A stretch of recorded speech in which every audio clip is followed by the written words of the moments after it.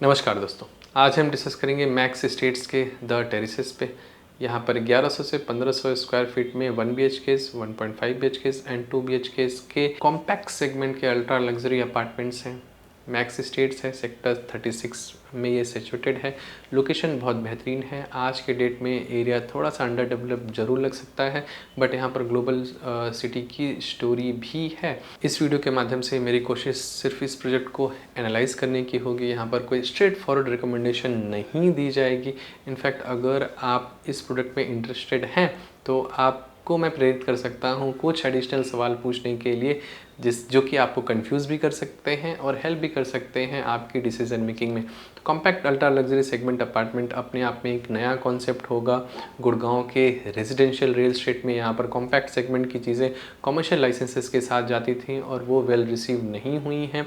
कुछ अच्छे प्रोडक्ट्स हैं जहाँ पर 100% ऑक्यूपेंसीज के साथ चीज़ें एग्जीक्यूट होती हैं, बट वो एक्सेप्शंस ही हैं। क्रिसमी इससे पहले यहाँ पर 1 BHKs एंड स्टूडियो अपार्टमेंट्स के ऑप्शंस ला चुका है। मैंने इससे दूर रहने के लिए कहा था, वो वीडियो आज भी मौजूद है। हालांकि वो प्रोडक्ट वेल रिसीव हुआ था, 100% सोल्ड आउट हुआ था, and I am damn sure कि ये कॉम्पैक्ट अल्ट्रा लग्जरी सेगमेंट के अपार्टमेंट्स भी वेल रिसीव्ड होंगे। बट चूँकि ये कॉन्सेप्ट नया है, there is a one risk. Global city पर ही इसके इन्वेस्टमेंट्स पर रिटर्न्स टिके हुए हैं। There is another risk. सरकार का प्रोडक्ट है ये, 5 साल लगे, 7 साल लगे, 10 साल लगे, कभी ना बने, वी आर नेवर श्योर। पर इतना कैपिटल इन दो बड़े रिस्क के होने की वजह से मुझे थोड़ा सा अनकंफर्टेबल बनाता है टू रिकमेंड इट। बट चूँकि यहाँ पर मैक्स है, वी नो कि क्वालिटी एग्जीक्यूशन होगा, डिलीवरीज पर आपको एक अच्छा लिविंग एक्सपीरियंस मिलेगा, लग्जरी एमिनिटीज़ एक्चुअल में होंगी, इनफैक्ट अल्ट्रा लग्जरी एमिनिटीज़ होंगी। यहाँ पर आपको एक अप स्केल्ड लिविंग हुड देखने को मिलेगा। हो सकता है आगे आने वाले टाइम में ये एक अच्छा जेंट्री भी अट्रैक्ट करे जो लोग कॉम्पैक्ट अल्ट्रा लग्जरी सेगमेंट के अपार्टमेंट्स में इंटरेस्टेड हों। बट द फैक्ट इज़ कि ऐसे अपार्टमेंट्स में बहुत कम लोग इंटरेस्टेड होते हैं, और नॉर्थ इंडिया का जो माइंडसेट है बड़े बड़े कमरों को एंजॉय करने का, ये अभी तक प्रॉपरली वेल रिसीव नहीं होना चाहिए। भले ही एज एन इन्वेस्टमेंट लोग यहाँ पर खरीदते जाएं, बट जब इनकी लीजिंग की बारी आएगी तो leasing could be a challenging, क्योंकि मुझे नहीं लगता कि यहाँ पर जापानीज़ फर्म में काम करने वाले लोग यहाँ पर आकर के लॉन्ग टर्म या शॉर्ट टर्म लीजिंग में इंटरेस्टेड होंगे, क्योंकि यहाँ पर जो जापानीज़ एंड कोरियन होटल्स हैं, बहुत अच्छी चेन उनकी भी नहीं चल रही है। ज़्यादातर वेस्टर्न होटल्स में ही वो रहना प्रेफर करते हैं। लीजिंग अच्छी भी हो सकती है, ख़राब भी हो सकती है। तो अगर आप एज एन इन्वेस्टमेंट प्रॉस्पेक्ट देख रहे हैं कि यहाँ पर आप लॉन्ग टर्म लीजिंग में एक अच्छा 6% 7% के आसपास का रेंटल यील्ड जनरेट कर पाएंगे, तो ये मुझे होता हुआ नहीं दिख रहा। आज के डेट में भी यहाँ पर 2 to 2.5% का रेंटल यील्ड गोइंग फॉरवर्ड आपको मिल सकता है। और अगर यहाँ पर आपका कैपिटल इंक्रीज़ होता है तो तकरीबन 3 से 3.5% के आसपास की आपकी रेंटल यील्ड होगी। यहाँ पर इन्वेस्टमेंट प्रॉस्पेक्ट नहीं बनता फॉर रेंटल्स। बट अगर ग्लोबल सिटी चल जाती है तो यहाँ पर लीजिंग वगैरह बेहतरीन हो जाएगी, और हम 5.5 से 6% के आसपास का रेंटल यील्ड एक्सपेक्ट कर सकते हैं, क्योंकि ग्लोबल सिटी में बहुत ज़्यादा रेजिडेंशियल कॉम्प्लेक्सेस के ऑप्शंस नहीं छोड़े गए हैं। ज़्यादातर ऑफिस स्पेसेस और कमर्शियल ब्लॉक्स हैं, और रेजिडेंशियल हाउसिंग की डिमांड ग्लोबल सिटी के आसपास रहेगी। और इस तरीके का कॉम्पैक्ट अल्ट्रा लग्जरी सेगमेंट अगर वेल रिसीव करता है नॉर्थ इंडियन माइंडसेट, तो ये आपको अच्छा रिटर्न भी दे सकते हैं। एज एन एंड यूज़र, अगर आप कॉम्पैक्ट अल्ट्रा लग्जरी सेगमेंट पे इंटरेस्टेड हैं, यानी कि छोटे घरों में रहना चाहते हैं, तो ये प्रोडक्ट आपके लिए अच्छा हो सकता है। But given the choice, my middle class mindset says कि यार 2 BHKs हैं तो मैं बड़ा वाला 2 BHKs ले लेता हूँ, या 3 BHK ले लेता हूँ। अगर इतनी ही अंडर डेवलप्ड लोकेलिटी में मुझे इन्वेस्ट करना है, या given the same price point मैं 2 BHKs एक मैच्योर लोकेशन पर ले लेता हूँ, जैसे कि गोल्फोर्स एक्सटेंशन रोड पर आपको मल्टीपल 2 BHKs के ऑप्शन मिल जाएंगे 1500 स्क्वायर फीट में ही। लगभग सेम रेट है, इनफैक्ट 300 से 400 रुपये पर 3000 से 4000 रुपये पर स्क्वायर फीट आपको वहाँ पर सस्ता भी मिल सकता है। रेडी पोजीशन प्रॉपर्टी है, एग्जीक्यूशन हो चुका है, रिस्क सारा फ्री है, जो भी डेवलपमेंट होनी थी हो चुकी है, मैच्योर लोकेशन है, लीजिंग वगैरह रेंटिंग वगैरह ऑलरेडी हो रही है।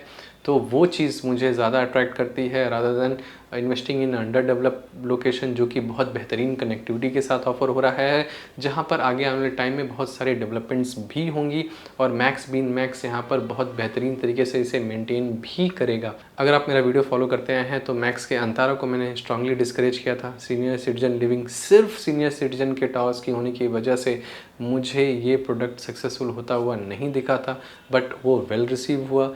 एक प्रोडक्ट लॉन्च हो गया, लॉन्च होने पर सबने इसे खरीद लिया, इसका मतलब ये नहीं होता कि वो प्रोडक्ट 100% सोल्ड आउट हो, राइट। इतने आड़े तिरछे लैंड पार्सल पर बने हुए प्रोडक्ट भी सोल्ड आउट हो जाते हैं गुड़गांव में। It depends on marketing and blah blah blah, कुछ कमिटमेंट्स चाहिए होते हैं लगभग सारे बिल्डर्स से। First transfer fee, second transfer fee, या पूरा का पूरा इन्वेस्टर कूद जाता है। द पॉइंट इज़, ऐसा कोई अपार्टमेंट जहाँ पर सिर्फ सीनियर सिटीजन्स रह रहे हैं और गुड़गांव जैसे शहर में मुझे इसकी वायबिलिटी नहीं लगती है, जहाँ पर ये सोसाइटी सीनियर सिटीजन्स को जनरली स्पीकिंग अपनी सोसाइटीज़ में रहने देती है ईज़िली, राइट। आज भी हम इतने फास्ट फॉरवर्ड नहीं हुए हैं वेस्टर्न कल्चर की वजह से, तो ये एक पॉइंट है। बट 361 मुझे कंपैरेटिवली ज़्यादा बेहतर लगा, उसे मैंने साइलेंटली रिकमेंड भी किया है क्योंकि यहाँ पर मिक्स्ड जेंट्री थी और यहाँ पर भी यही चीज़ बताई जा रही है कि यहाँ पर जो मिलेनियल्स हैं या जो सोलो रहने वाले हैं या जो डिंग्स हैं, इसे बहुत ज़्यादा प्रेफर करेंगे, या जो शॉर्ट टर्म के लिए यहाँ पर आ रहे हैं, तो जो 1 BHK के अपार्टमेंट्स हैं वो कंपनीज़ लॉन्ग टर्म की लीज़ पर अपने एम्प्लॉयज़ को दे सकती हैं। मतलब फैक्ट इज़ कि इतने सारे ऑप्शंस ऑलरेडी हमारे पास हैं। इनफैक्ट प्रिसुमी के स्टूडियो अपार्टमेंट्स के 2-2 टावर्स हैं, यहाँ पर भी आपको लगभग 2 टावर मिल जा रहे हैं। तो क्या उतनी डिमांड है? क्या यहाँ पर जापानी आकर के रहेंगे?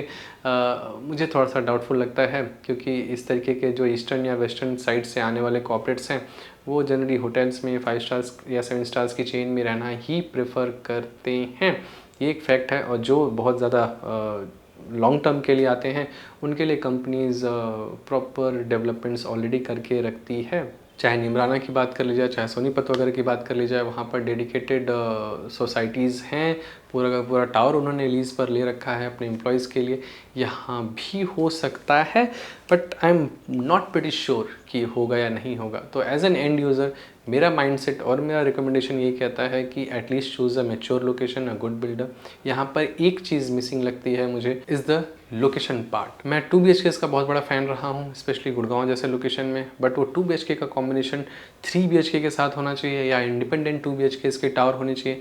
यहाँ पर 1 and 1.5 BHK होने की वजह से थोड़ा सा मुझे अनकम्फर्टेबल ज़रूर बनाता है। But as an end user, अगर आप एक्सटेंशन रोड को नहीं प्रेफर करना चाहते हैं, दिल्ली से इजी कनेक्टिविटी चाहते हैं, आई विल स्टिल रिकमेंड कि एटलीस्ट आप 2 BHK के लिए जाएं। छोटे अपार्टमेंट्स को आप अवॉइड कर सकते हैं, भले ही वो अपार्टमेंट छोटे हैं, बट जेंट्री कंपैरेटिवली बेहतर होगी। एक 2 BHK की होने की वजह से आप 4 से 5 फैमिली मेम्बर्स अकोमोडेट हो सकते हैं, तो कल को अगर फैमिली बड़ी होती है तो ईज़िली यहाँ पर अकोमोडेट हो जाएगी। और इसका एक प्लस पॉइंट ये है कि आप दिल्ली से कंपैरेटिवली पास हैं और सिमलेस कनेक्टिविटी है टिल द्वारका। एट लास्ट मैं मैक्स स्टेट्स को सराहना चाहूँगा कि इस तरीके का डिफरेंट कॉन्सेप्ट गुड़गांव में वो ट्राई कर रहे हैं। इनफैक्ट अंतारा उनका जो हिट प्रोडक्ट रहा है देहरादून में, फर्स्ट ऑफ इट्स काइंड था कि सीनियर सिटीजन लिविंग कुछ इंट्रोड्यूस कर रहे हैं, और इसी तरीके के ट्राई करने की वजह से एक नया प्रोडक्ट या मार्केट डेवलपमेंट्स आती हैं। बट मेरा इन्वेस्टर माइंडसेट या मैं अपने फॉलोअर्स को इसको चेक में रखना चाहूँगा कि अगर इन्वेस्ट कर भी रहे हैं तो वापस से क्वेश्चंस पूछें। ये थोड़ा सा रिस्की ज़रूर हो सकता है, ऑल्दो आपको एग्जीक्यूशन का रिस्क नहीं है, बट क्या आपको कैपिटल पर और रेंटल पर रिटर्न्स मिलेंगे, ये थोड़ा सा मुझे क्वेश्चन लगता है, विच यू शुड आस्क और we should be careful about. आपके क्या थॉट्स हैं मैक्स स्टेट्स को लेकर के? आई नो मैंने क्लियर कट रिकमेंडेशन नहीं दी है, मैं हो सकता है थोड़ा बहुत कंफ्यूज भी कर रहा हूँ, बट स्टिल आप अपने थॉट्स लिखें। There will be healthy discussion. इस तरीके के प्रोडक्ट्स बहुत कम देखने को मिलते हैं जिस पर कि एक हेल्दी डिस्कशन इनिशिएट की जा सकती हो। और भी बेहतरीन वीडियोस हैं जहाँ पर मैंने क्रिसिमी को सेलेक्टिवली रिकमेंड किया है, वहाँ के स्टूडियो अपार्टमेंट्स को नहीं रिकमेंड किया, बड़े अपार्टमेंट्स को रिकमेंड किया जो कि बड़े वाले 2 BHK एंड 3 BHK हैं। इनफैक्ट वहाँ का जो Japanese way of living and lifestyle promote करने वाली चीज़ है वो भी वेल रिसीव होगी या नहीं होगी, I am not sure. But अगर आपके पास बड़ा अपार्टमेंट है तो एटलीस्ट आप इंडियन कल्चर ज़रूर अकोमोडेट कर सकते हैं ईज़िली। जिस तरीके की कंस्ट्रक्शन वहाँ पर आसपास हो रही है, गोइंग फॉरवर्ड अगर ग्लोबल सिटी डेवलप नहीं भी होता है तो वो एक माइक्रो मार्केट या वो एक लोकेलिटी एक नीश अट्रैक्ट करेगी और वहाँ पर एक अल्ट्रा लग्जरी सेगमेंट के अल्ट्रा वेल्दी लोग रहना प्रेफर करेंगे। और अब गवर्नमेंट वहाँ पर ऐसा नहीं कर सकती कि वो एरिया डेवलप ना हो, भले ही ग्लोबल सिटी आए ना आए, कितने साल में आए, या यू नो राइट। मिलते हैं अगले वीडियोस में, और भी बेहतरीन वीडियोस हैं, प्लीज़ फॉलो दोज, जिससे कि आप भी समझ पाएँ, रियल एस्टेट पर अपनी अंडरस्टैंडिंग बना पाएँ, कन्विक्शन डेवलप कर पाएँ कि हमें लेना चाहिए या नहीं लेना चाहिए। Markets are in a positive direction और ऐसे ही मार्केट होनी चाहिए। इस तरीके के रिटर्न्स दिन दूनी रात चौगनी वाली चीज़ें नहीं होती हैं, ना ही आगे वाले टाइम में होंगी। मिलते हैं अगले वीडियोज़ में, सी यू देयर।